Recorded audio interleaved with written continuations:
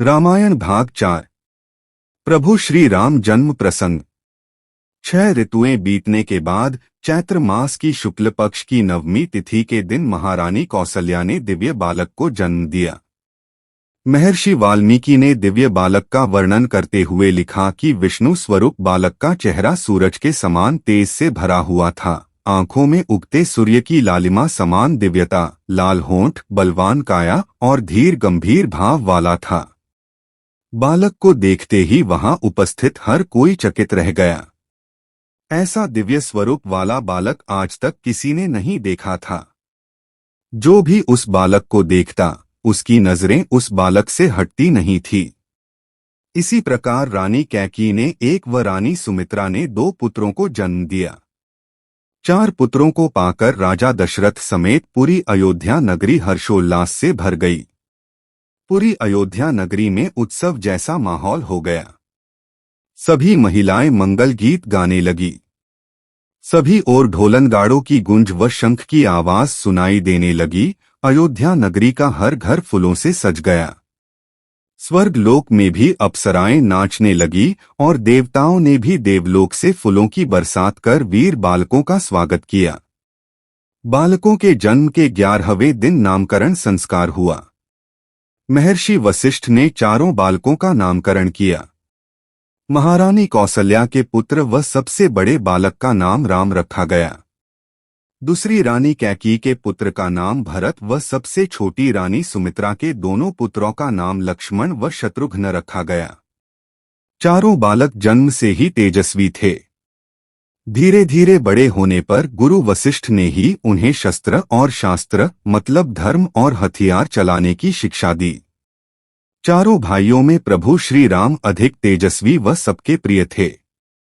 प्रभु श्री राम का बलशाली भुजाओं वाला शरीर और सूर्य के समान तेज से भरा शांत सुंदर चेहरा देखकर हर कोई दंग रह जाता था। छोटे भाई लक्ष्मण को भी राम से सबसे ज्यादा लगाव था। वो हमेशा उनकी सेवा में लगे रहते थे। राम भी लक्ष्मण से अधिक स्नेह रखते थे। लक्ष्मण के बिना राम खाना भी नहीं खाते थे। इसी प्रकार सबसे छोटे भाई शत्रुघ्न के प्रिय भरत थे। हालांकि 4 भाई साथ में मिलजुल कर रहते थे। बड़े होने पर 4 भाइयों को शिक्षा के लिए महर्षि वशिष्ठ के आश्रम में भेजा गया। वहां 4 भाइयों ने गुरु व ऋषियों से वेद पुराण व धनुष विद्या की शिक्षा ली। 4 भाई वेदों व धनुष विद्या का अभ्यास करते व माता पिता, गुरु व सभी बड़ों का आदर सम्मान करते थे। राजकुमारों ने थोड़े ही समय में वेद पुराण, शस्त्र और राजनीति में योग्यता प्राप्त कर ली। धनुर्विद्या में भी वे कुशल हो गए। राजा दशरथ व तीनों रानियां अपने गुणी पुत्रों को देख खुशी से फूले नहीं समाते थे। महर्षि विश्वामित्र के यज्ञ की रक्षा का प्रसंग। अब 4 भाई सब विद्याओं में निपुण थे। उनमें राम सर्वोपरि थे। बलवान होने के साथ ही उनमें शील मतलब नैतिक आचरण और व्यवहार तथा विनम्रता आदि गुण भी थे। धीरे धीरे समय बीतता गया और 4 राजकुमार विवाह के योग्य हो गए।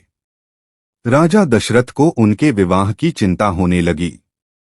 राजा दशरथ एक दिन इस विषय में अपने मंत्रियों और पुरोहितों से बातचीत कर ही रहे थे कि द्वारपाल ने समाचार दिया, महाराज, महर्षि विश्वामित्र पधारे हैं। सुनते ही राजा दशरथ सिंहासन छोड़कर उनके स्वागत के लिए आगे बढ़े। राजा ने मुनि विश्वामित्र को सादर प्रणाम किया, उन्हें उचित स्थान पर बैठाया और सेवा सत्कार से संतुष्ट किया। इसके बाद राजा दशरथ हाथ जोड़कर बोले, भगवन, आपके पधारने से हमारी नगरी धन्य हुई। आप आज्ञा करें कि मैं क्या सेवा करूं? विश्वामित्र प्रसन्न होकर बोले, राजन, एक विशेष कार्य से ही आपके पास आया हूं।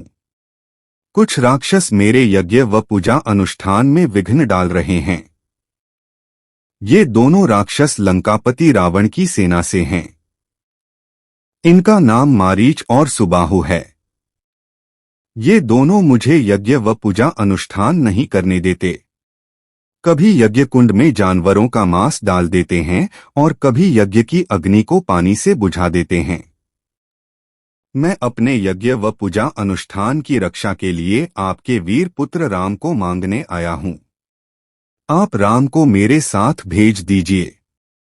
इतना सुनते ही राजा दशरथ के प्राण सूख गए।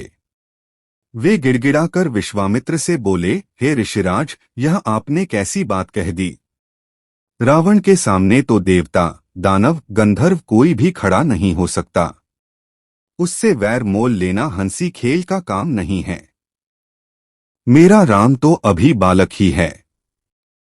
मैं स्वयं अपनी सेना लेकर आपके साथ चलता हूं और आपके यज्ञ की रक्षा करूंगा। लेकिन मेरे प्राण प्रिय राम पर कृपा कीजिए। बुढ़ापे में पुत्र वियोग से मुझे दुखी न कीजिए। इतना कहकर राजा विश्वामित्र के चरणों में गिर पड़े। लेकिन महर्षि विश्वामित्र राजा दशरथ की इस बात से अत्यधिक क्रोधित हो गए। उन्होंने गुस्से में राजा दशरथ से कहा, राजन, आपका आचरण तो रघुवंशियों जैसा नहीं है। रघुकुल में वचन देकर उसे तोड़ा नहीं जाता है। मैं यहां से जा रहा हूं। ये सुनकर सभा में उपस्थित हर कोई डर गया। महर्षि विश्वामित्र का इस तरह से क्रोधित होकर जाना अच्छा संकेत नहीं था।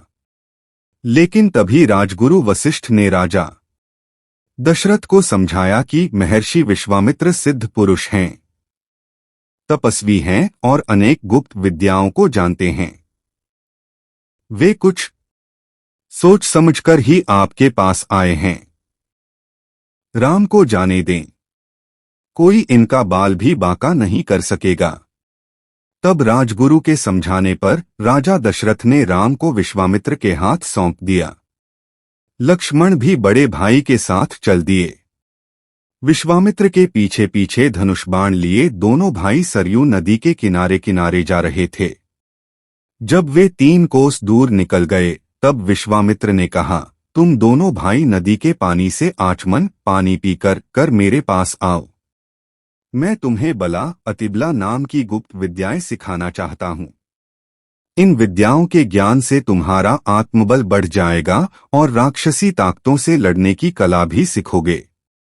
दोनों भाइयों ने ऋषि की आज्ञा का पालन किया और बला अतिबला नाम की विद्या को सीखने लगे।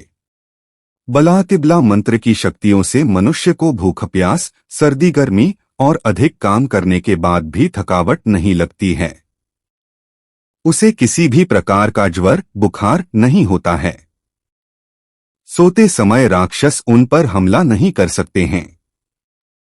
इसलिए मुनि विश्वामित्र ने राम और लक्ष्मण को इस मंत्र की विद्या दी, ताकि इस मंत्र की शक्ति से राम लक्ष्मण दोनों उन मायाधारी राक्षसों से लड़ने में सक्षम हो सकें।